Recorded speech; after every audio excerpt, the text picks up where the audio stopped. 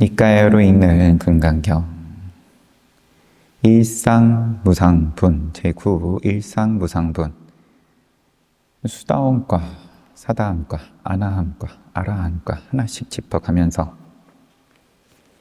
그 각각의 과에 대해서 나는 수다원과를 얻었다라고 생각하겠냐. 수다원인 자가 수보리가 세존이시여 그렇지 않습니다. 수다원은 나는 수다원과를 얻었다라고 생각하지 않습니다. 왜냐하면 그는 실로 어떤 법에도 들어가지 않습니다. 법하고 이제 지각대상 이렇게 괄호치고 해놓으셨는데 그는 색에도 소리에도 냄새에도 맛에도 촉감에도 법에도 들어가지 않습니다. 그래서 수다원이라고 불립니다. 만약에 수다원이 나는 수다원과를 얻었다라고 생각한다면 그것은 자아를 집착하고 중생을 집착하고 수명을 집착하고 사람을 집착한 것입니다.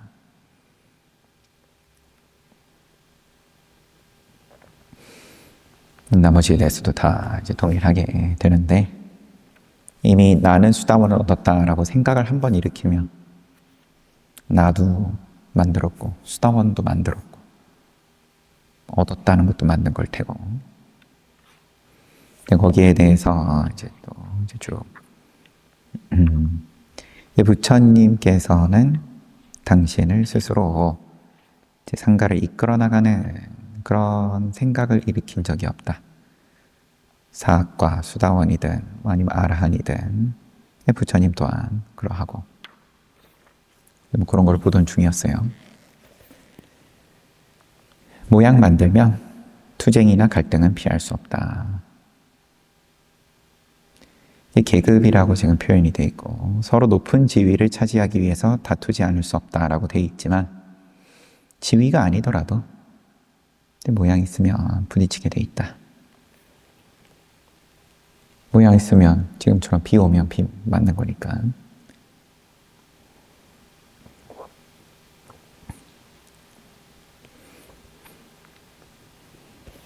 부처님께서는 사과를 이야기를 하시는 지점이 어디냐? 누군가 죽어가지고 그 사람의 사후에 대해서 다른 사람이 물었을 때 거기에 대해서 얘기할 때 항상 이 사과를 얘기를 하신 거다. 살아있는 사람이 수행의 정도, 너는 A등급, B등급, C등급 그런 거 얘기하실 때 얘기한 적이 없다. 그럼 이제 니까야 곳곳에 경전 여기저기에 다음 세상에 어디로 갈까? 이런 생각은 어리석은 생각이라고 부처님께서 계속 말씀하시는데 그런데 또 죽은 사람이 그 뒤에 어떻게 되는지에 대해서는 그건 또 왜 또 말씀하시냐? 맞지만 니까야에서 아누루따여 죽어서 세상을 떠난 제자의 다시 태어나는 곳에 대하여 누구는 어느 곳에 태어났고 누구는 어느 곳에 태어났다라고 열애가 기별하는 것은 사람들을 속이기 위해서도 아니고 사람들의 잡담에 오르내리기 위해서도 아니고 흥미있는 주제니까 죽으면 어떻게 되냐? 잡담이다, 잡담. 그러기 위해서도 아니고 사람들의 존경과 명성과 이익을 얻기 위해서도 아니고 어떻게 되는지 아신다 하면 명성이 생기는 거죠. 사람들이 나를 알아주기를 바라서도 아니다. 아누루따여 믿음이 있고 큰 지혜가 있고 큰 즐거움이 있는 선남자들이 있다.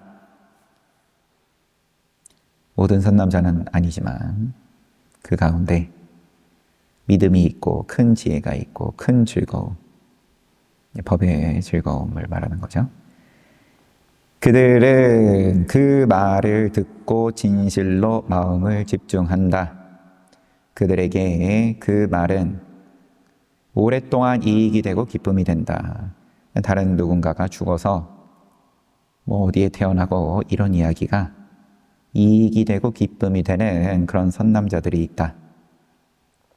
아누르타여, 어떤 비구는 이런 이름을 가진 비구가 죽자 세존께서 그는 3가지 장애들이 소멸한 수다원으로서 악취에 떨어지지 않고 결국에는 바른 깨달음을 성취하도록 결정되었다.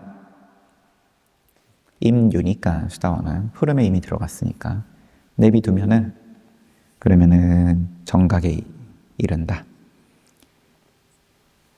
이러한 부처의 말을 듣는다. 이런 선남자들은 그는 그 존자에 대해서 선남자가 아니죠. 어떤 비구는 이제 이런 이야기를 듣는다. 그는 그 존자에 대해서 그 존자의 계행은 이러했고 행실은 이러했고 지혜는 이러했고 삶은 이러했고 해탈은 이러했다. 라는 것을 스스로 보거나 소문으로 듣는다. 그는 그 존자의 신념과 계행과 헌신과 지혜를 명심하고 진실로 마음을 집중한다. 수다원에 죽은 어떤 비고가 수다원으로서 소멸해가지고 결국에는 정각을 이룬다. 나중에 그렇게 결정되었다. 이런 말을 들었을 때 그 죽은 존자에 대해서 그가 평상시에 개인이 어떠했고 지혜가 어떠했고 요거를 직접 보든지 아니면 간접적으로 듣든지 거기에 대해서 마음을 집중한다. 이와 같이 함으로써 그 비구는 평온하게 살아간다. 자기도 그렇게 하면 나중에 죽어서 이제 결정된다. 정각이 결정되었다라는 것에 대해서 이제 편안하다는 거죠. 의구심이 없다. 여기까지 인용을 하시고 마침하니까요. 이 경에서 부처님이 사학과를 설하는 이유를 사과의 기별을 주는 말을 듣고 부지런히 정징하도록 한 것이라고 말씀하신다. 아누르타 존자는 부처님의 제자 가운데 천한제일이다. 천한이란 중생들이 업에 따라 죽고 태어나는 것을 아는 신통이다. 사람이 죽으면 어느 세상으로 가는지를 아는 신통이다. 부처님께서는 왜 천한제일인 아누르타에게 이 법문을 설했을까? 스스로 천한통을 얻었다고 생각하고 부처님을 흉내내어 이거는 이제 그냥 짐작입니다. 다른 사람의 사후를 알려주는 아누르타 존자를 꾸짖는 법문이 아닐까.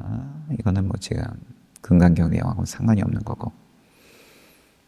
아무튼 초기 근본 경전에서 사과는 그리 중요한 것이 아니다. 하지만 또 아비담마는 넘어가고.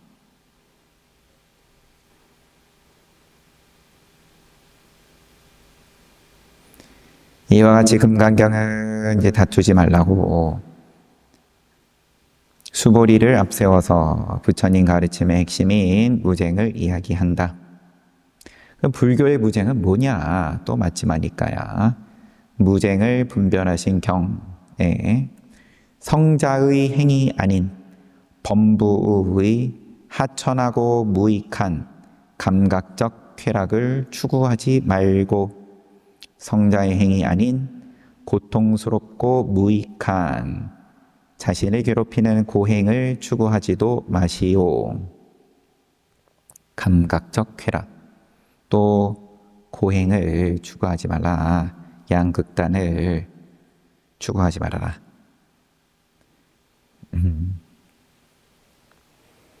근데 나는 그렇게 쾌락을 추구하는 삶을 사는 것도 아니고 그렇다고 나를 괴롭히는 고행을 하는 것도 아니고 그러면은 대부분의 평범한 사람들이 다 그러면 이런 부처님의 가르침을 잘 따르는 거 아니냐?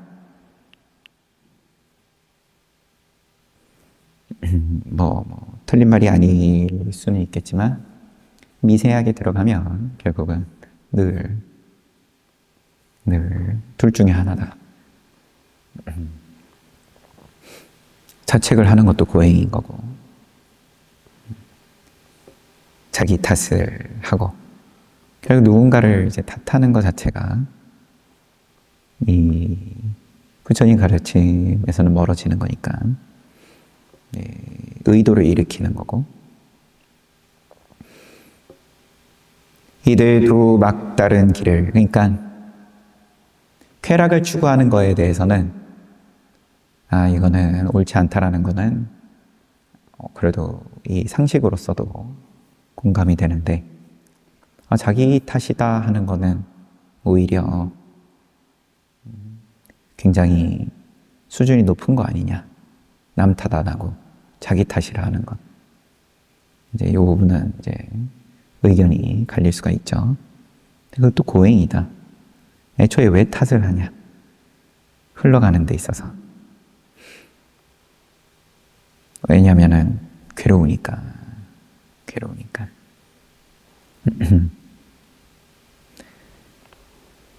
누구 탓할 무언가가 필요한 거죠. 괴로움에서 벗어나고자 하는 이제 그런 어떤 이제 뭐라고 해야 되죠? 괴로움에서 벗어나고자 하는 시도 내지는 어떤 행동 양태. 그럼 누구 때문이냐? 근데 그게 남을 향하지 않고 자신을 향하면 참 스스로에게 엄격하고 참 존중할 만하고 위인이다라고 하지만 자기를 탓하지 않았으면 더 큰 위인이었을 거다. 이들도 막다른 길을 멀리하면 열애가 깨달은 중도가 있다. 이 길은 안목이 생기고 알미 생기고 평온과 수승한 지혜와 깨달음과 열반으로 이끈다. 칭찬을 알고 비난을 알아야 한다. 칭찬을 알고 비난을 알고 나서 칭찬도 하지 말고 비난도 하지 말고 참으로 진실을 알려주어야 한다.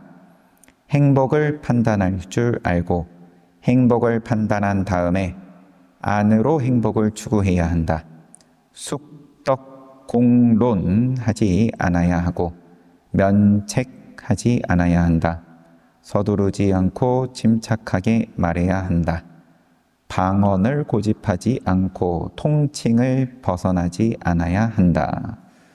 뭐가 조금 굉장히 구체적이에요. 다시 한번 보겠습니다. 중간에 딴 얘기를 좀 했더니만.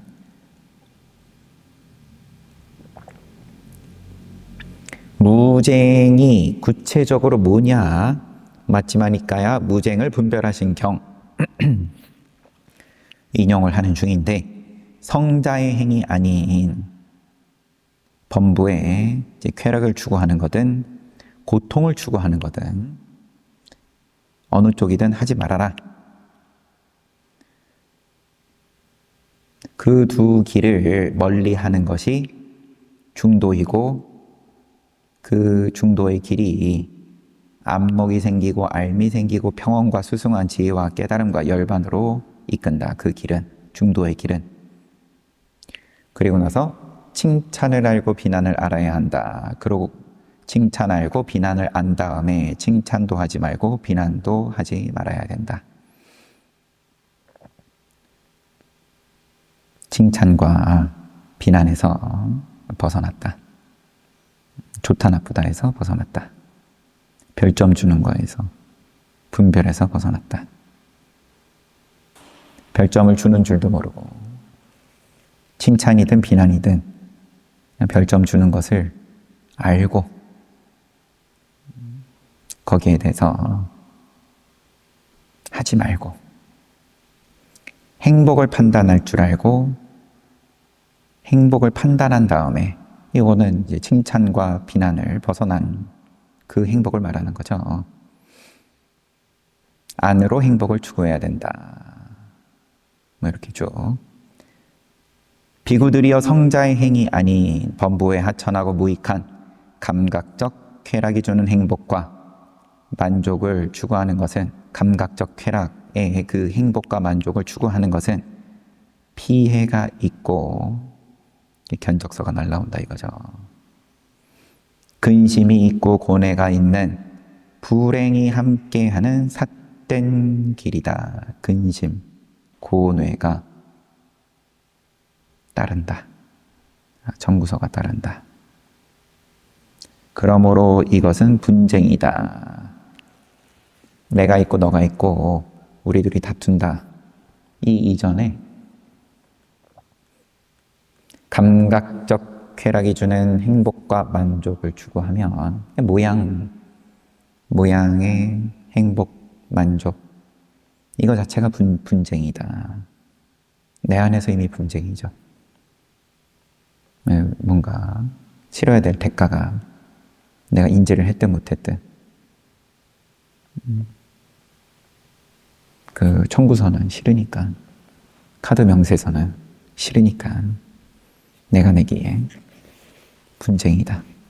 비구들이여 성자의 행위 아닌 범부에 하천하고 무익한 감각적 쾌락이 주는 행복과 만족을 추구하지 않는 것이 피해가 없고 근심이 없고 고뇌가 없는, 불행이 없는 정도이다. 바른 길이다.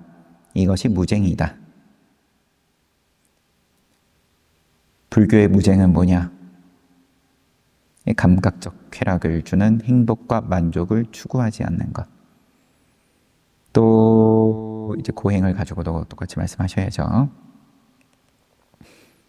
고통스럽고 무익한 자기를 괴롭히는 고행을 추구하는 것은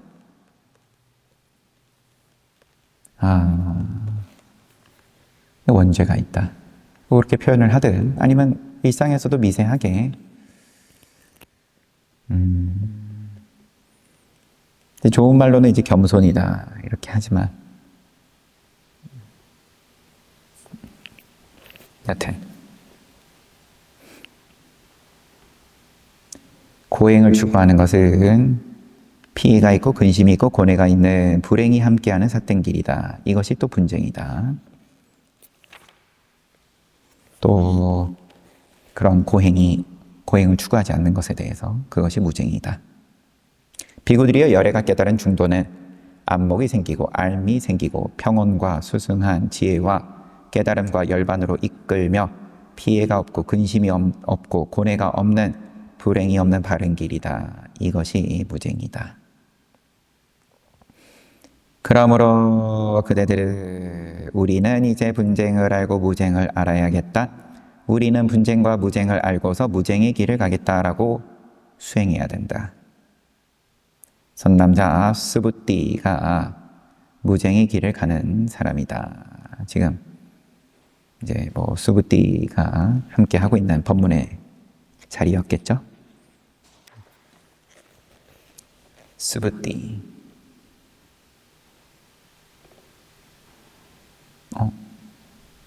죄송합니다. 수불이죠, 수불이. 수부띠는 무쟁의 길을 가는 자다. 무쟁제일, 수불이. 근데 선남자라고 했으니까 이 선남자는 그러면 이 비구까지 포함을 하는 표현인 걸로 보입니다. 비구들은 세존의 말씀에 만족해하고 기뻐했다. 사두. 또 부처님께서는 ματ지마 니까야 꿀덩어리 경에서 나는 누구와도 다투지 않는 가르침을 이야기한다라고 말씀하시면서 사람들 가운데서 관념적인 이론과 또 관념과 상, 명칭이 통용될 때,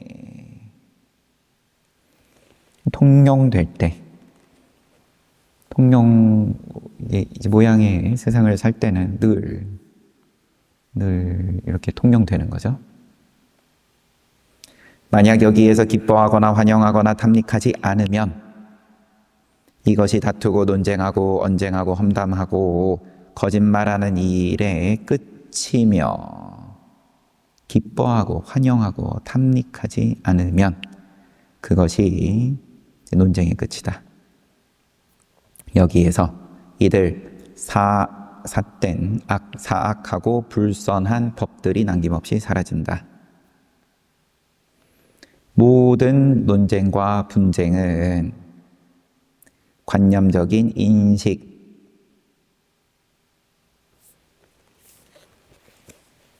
산냐, 뒤에 조금 뭐가 붙었지만 여튼 산냐에서 비롯되었기 때문에 여기에서 집착하지 않아야 분쟁에서 벗어날 수 있다는 것이다. 어차피 산냐를 안 쓸 수는 없고 명칭이 통용될 때 여기에 대해서 집착하지 않으면, 기뻐하거나 환영하거나 탐닉하지 않으면 다툼에서 벗어난다. 이 경도 꿀덩어리경과 마찬가지로 다툼이 없는 무쟁에 대한 말씀이지만 이 경이라는 게 그러면 금강경 말하는 건지, 앞서서 인용한 맞지마니까야 무쟁을 분별하신 경을 말하는 건지, 꿀덩어리경과 마찬가지로 다툼이 없는 무쟁에 대한 말씀이지만 내용은 약간 다르다. 이 경에서는 고행과 쾌락, 무쟁에 대한 무쟁을 분별하신 경 말하는 겁니다. 이 경도. 이 경에서는 고행과 쾌락을 버린 중도, 즉 팔정도를 무쟁의 길이라고 이야기한다. 표현은 다르지만 다 같이 중도를 이야기하기 때문에 실질적으로는 다름이 없다. 고행주의와 쾌락주의 양쪽을 버리는 것이 정도다.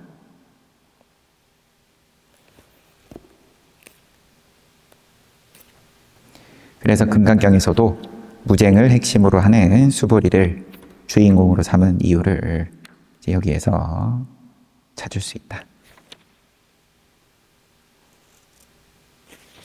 금강경에서 수보리를 아란나행, 락아란나행자, 아란나행을 좋아하는 자라고 하는데, 여기에서 아란나는 무쟁을 의미하는 아란나, 이 범어를 음역한 것이다. 금강경에서 수보리를 주인공으로 내세운 이유는 무쟁의 중도를 강조하려는 데 있다. 같은 말이고, 뒤에는 됐습니다. 제10 장엄 정토분. 그래서 지금 앞에 제9 일상무상분, 그러면 수다원부터 아라한까지 사과 각각에 대해서 나는 수다원과를 얻었다, 이런 생각을 일으키지 않는다. 일으키면은 다툼이다. 무쟁이다. 무쟁을 여기서 요 일상무상분에서 한 번 더 강조하셨습니다. 장엄 정토분, 여기 타이틀은 지금 업보는 있으나 작자는 없다 달아놨는데, 장엄 정토분, 세종께서 수보리여 어떻게 생각하는가? 열애가 옛적 연등 열애, 이름이 뭐였죠? 연등 부처님, 윗방가라 뒷방가라 부처님.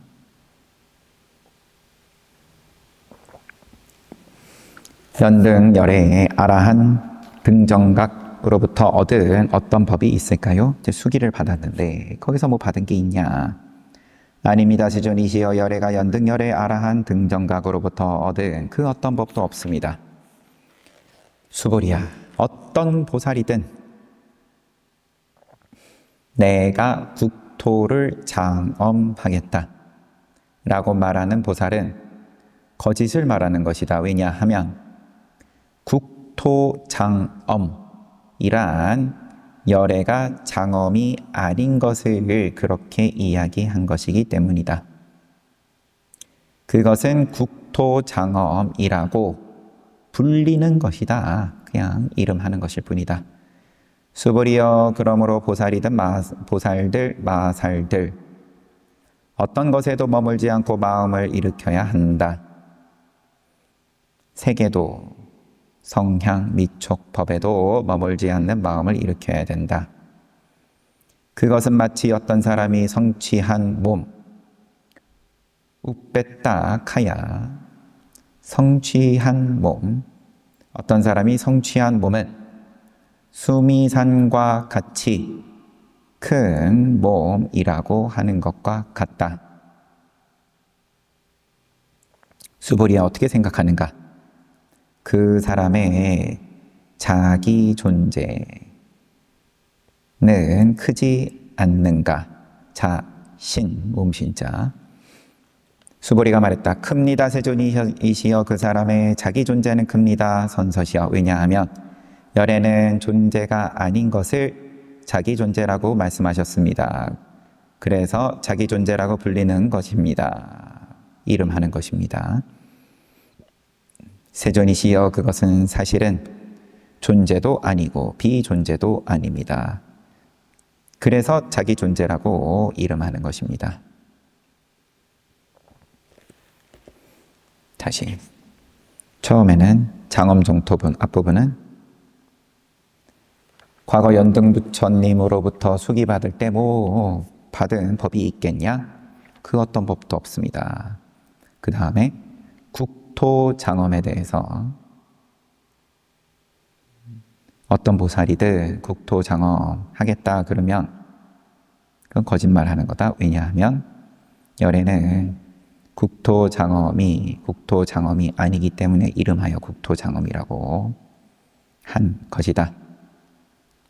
또 이어서 머물지 않고 보살 마살들은 색성양 미촉법 어디에도 머물지 않고 마음을 일으켜야 된다. 그 다음에 그것은 마치 성취한 몸은 수미산과 같은 큰 몸이라고 하는 것과 같다. 이러면서 자기 존재 이야기로 넘어가고 뭔가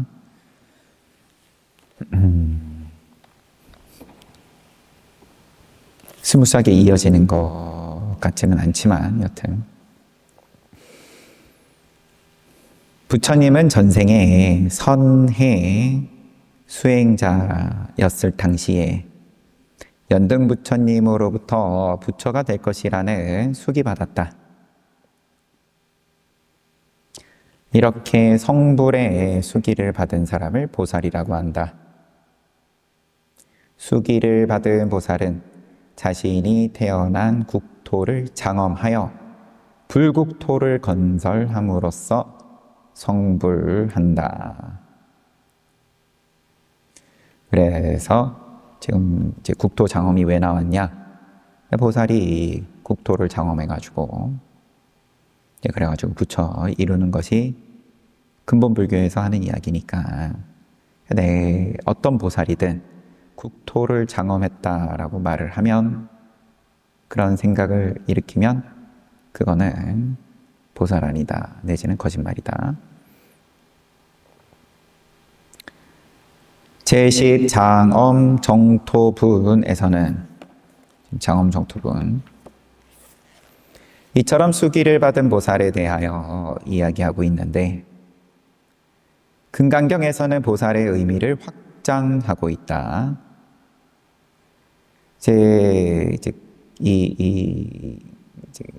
근본불교에서는 보살 보통이 아니라 근본불교에서는 보살 하면 수기받은 미래의 부처가 될 입장을 보살이라고 하는데 금강경 대승에 와서는 확장시켜가지고 이미 처음에 질문부터 보살버스 얘기를 하는 거니까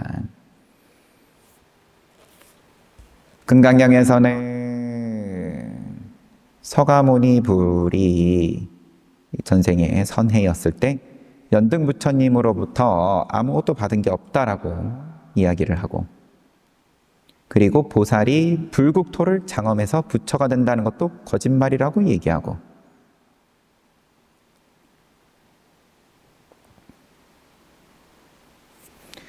그러면서 좀 더 자세히 보자 하면서 선해는 우리 다 봤죠.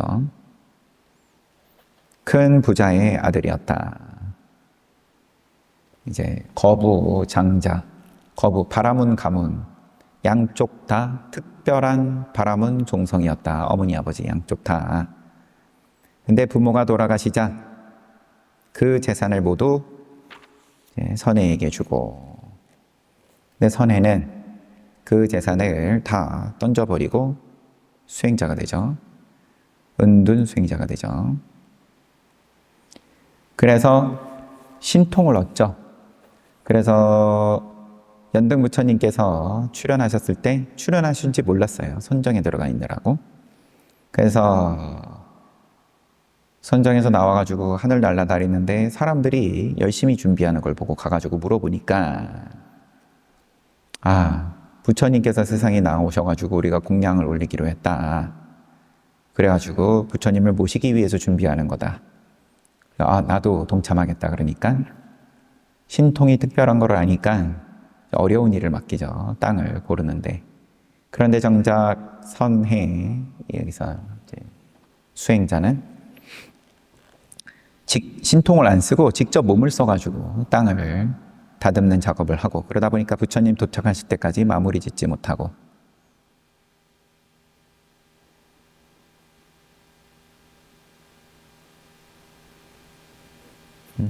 이야기가 맞죠? 뭐 버전이야 뭐 여러 가지 있는 거는 뭐 늘상 그러니까 뭐 얘기하던 거니까 마저 합시다. 우리가 대불청에서 본 거. 그래가지고 부처님하고 10만 아라한 제자들이, 비구들이 나타나니까 땅을 채 고르지 못해가지고 물 웅덩이에다가 몸을 누이죠. 다 밟고 가시라고. 몸을, 생명을 부시하는 거죠. 밟고 지나가시면 10만 아라한이 밟고 지나가면 죽는 거니까.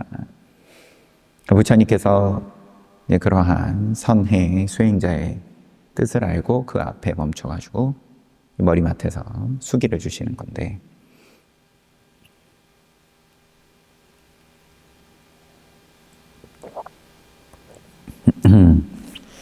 이 책에 나오는 버전은 또 우리 익숙한 버전이죠. 그가 수행하던 중에 연등불이 세상에 출현했다.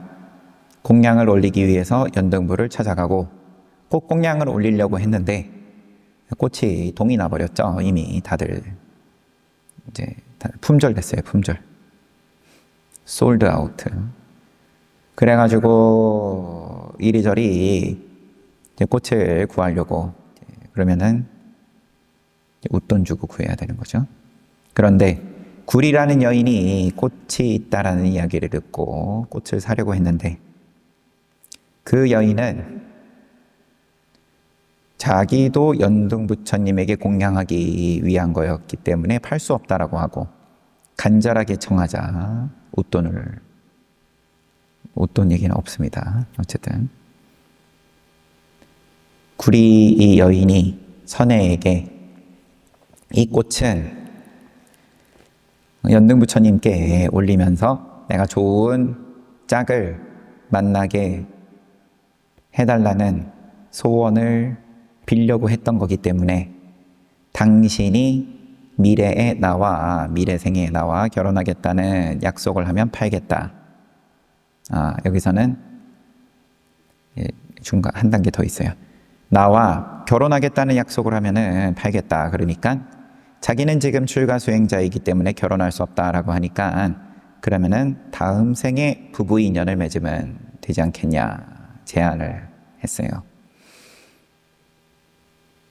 선혜는 구리 여인과 부처를 이룰 때까지 세세생생 부부가 되기로 약속하고 꽃을 구했습니다. 이 구리 여인은 제대로 그러면은 장사를 잘 한 거예요. 어떻게 보면. 구리는 7송이의 연꽃을 내놓았다. 5송이는 선혜의 성부를 소원하고 2송이는 두 사람이 부부가 되기를 소원하며 연등 부처님에게 공양을 올리도록 했다. 선혜는 다음 날 부처님이 지나가는 길에 꽃을 공양하기 위해서 기다렸는데 부처님 오실 때 꽃을 던졌어요. 그런데 그 꽃이 땅에 떨어지지 않고 허공에 머물면서 일산이 되어 연등 부처님 머리 위에 연등 부처님을 따라서 움직였다. 이것도 구체적인 묘사가 있죠. 이게 몇 요자나 였는지, 가부타였는지 단위는 그러면서 이게 텐트처럼 장막이 쳐지는 거죠. 모두가 놀라서 탄성을 지르는데 연등 부처님이 물이 고인 땅을 밟으려고 했다. 선에는 급히 몸을 던져서 자신의 머리로 덮었다. 부처님께서 선에에게 이 수행자는 먼 훗날 서가모니 부처가 될 것이다 라는 수기를 줬다.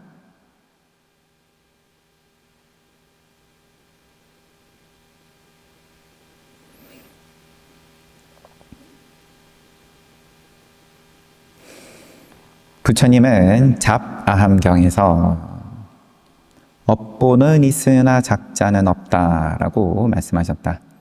연등 부처님으로부터 그럼 수기를 받은 것은 꽃을 공양한 작자로서 선해가 아니라 선해의 업이다. 그럼 누가 수기를 받았냐? 앞에 이제 금강경에서 어떤 법도 받은 바가 없다라는 거에 대해서 지금 설명이 여기까지 이어진 거예요.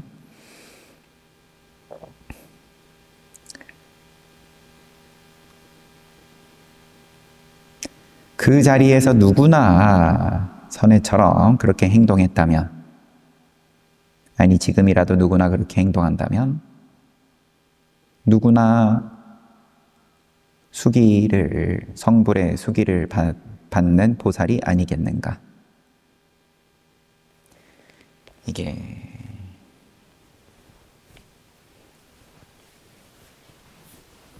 이런 게 그러니까 그럼 수기를 선해가 왜 받았냐, 어떻게 받았냐, 이게 궁금한 거죠. 사람들은 그럼 나도 부처 되고 싶으니까 그럼 어떻게 해야 되냐? 그러면은 부처님 살아 계실 때 내가 우선 태어나야 되죠. 이 말대로라면은, 근본불교 경전대로라면.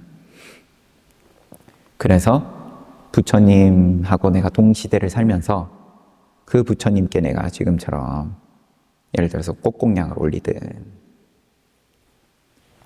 그러면은 내가 수기 받는다라는 거니까 부처님께서 라이센스 준다 이거죠. 그러면은 부처 될 길이 요원하니까 이번 생에는 우리는 지금 부처님하고 동시대를 살고 있는 게 아니니까 그것도 얘기하기에 따라서는 논쟁이 있겠지만, 그러니까 이렇게 보는 것은 옳지 않다. 이와 같은 행동을 그러면은 지금이라도 취하면 내가 몸을 던지고 꽃공양도 올리고 몸을 던지고 이제 그런 실천을 하면 나도 부처 될 수 있다. 그렇게 확장을 시켜서 이야기를 하는 건데, 이런 이야기들의 대전제는 그러면은 이제 어떻게 해야 부처가 되느냐 이거죠. 그러면은 이렇게 보든 엄격하게 아함경에 나오는 것처럼 부처님께 몸을 던져서 머리를 불어헤쳤든 어찌됐든 간에 자기 생명을 던질 수 있어야 된다라고 하든, 아니면 확장시켜서 보든, 그게 그렇게 중요한 문제냐? 그러면은 수행해서 부처 되겠다는 게 안 중요하면 도대체 뭐가 중요한데 또 이렇게 따질 테니까 할 말은 없는데,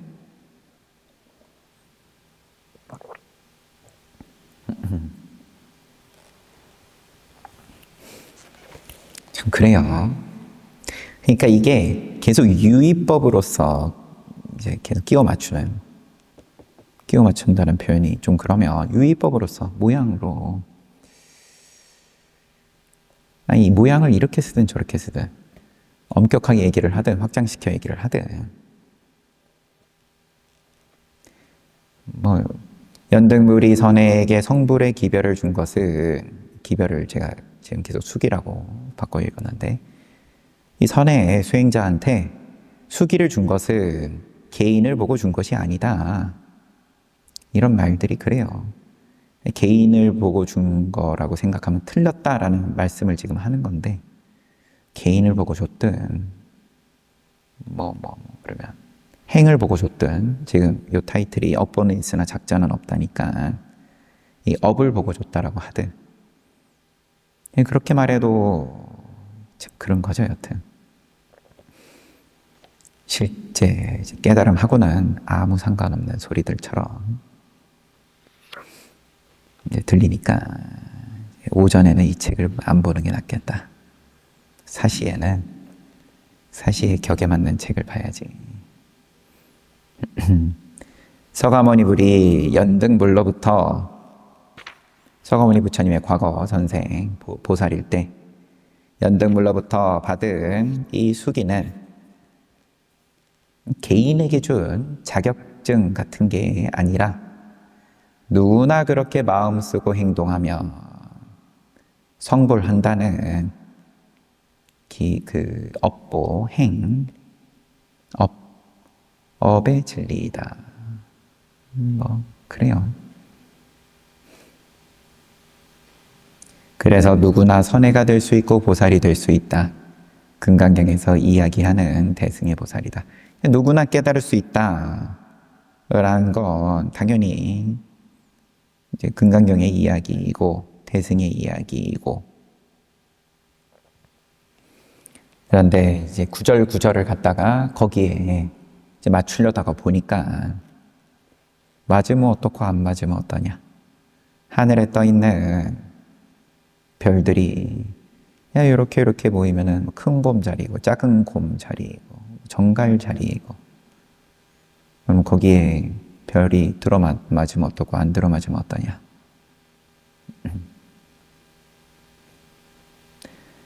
대승 보살은 하늘에 떠 있는 별은 별인데 대승의 보살을 넘어갑시다.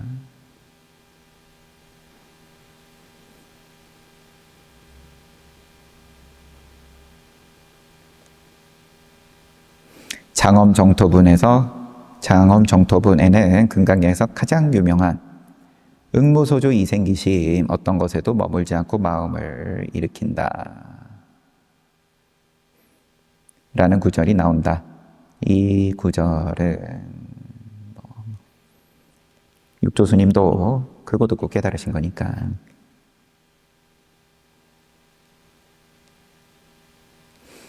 머물지 않고 이것은 근데 이걸 이렇게 분석을 해서 그대로 읽어볼게요. 어떤 것에도 머물지 않고는 밖의 대상에 마음이 머물지 않고 안으로 집중하는 것. 그런데 이게 그럼 안으로 머문다는 말이겠어요? 선정을 의미한다. 머물지 않으면 머물지 않은 거지. 그러면은 선정이라고 갖다 붙일 것도 없는 건데. 마음을 일으켜야 된다. 응당히가 있다 보니까 뭐뭐 해야 한다로 끝난 건데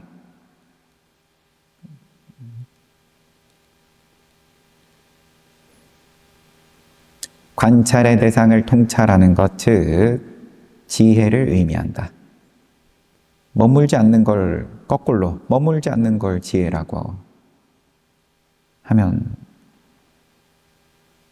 어쩔 거고 이미 지금 건너뛰었지만 육조 스님의 정해일체를 주장하는 그 해능의 돈법의 내용이다. 응모수주 이생기심이 우리 육조단경 또 법회날 보고 있으니까 정해일체 봤는데 그래놓고 응무소조 이생기심을 요 부분은 잘라가지고 선정이고 이 부분은 잘라가지고 지혜고, 어떤 대상을 대하더라도 그 대상에 욕심을 일으켜 빠져들지 않고 그 대상에 대하여 일어나는 마음을 통찰하는 것이 응무소조 이생기심이다. 이것이 넘어갑시다. 장엄정토분에는 금강경에서 가장 유명한 응무소조 이생기심이 나온다. 뭐가 응무소조 이생기심이냐? 제11 무의 복승분.